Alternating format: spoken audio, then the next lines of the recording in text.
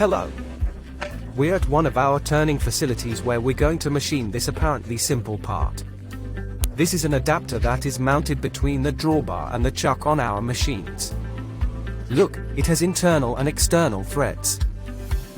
During the threading operation, a lot of swarf is produced, forming birds' nests. We are going to machine the part on this TTL 6666T1Y T2Y equipped with a gantry robot.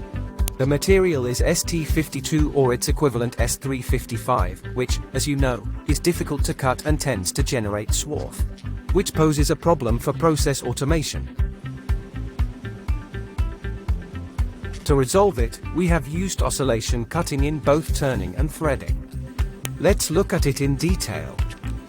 On the left-hand side you can see how we machine without oscillation cutting. Look at how much swarf is accumulating. However, on the right we are indeed using this function. The problem disappears because the swarf is cut perfectly.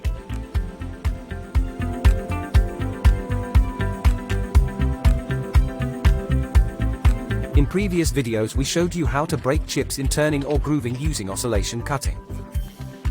Today we're going a step further.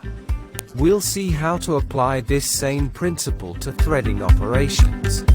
Look at the bird's nest of swarf that's forming without oscillation cutting. A major problem for automation. But when we enable oscillation cutting during threading, the swarf disappears. This way, we can load and unload with the gantry robot and carry out the transfer without incident.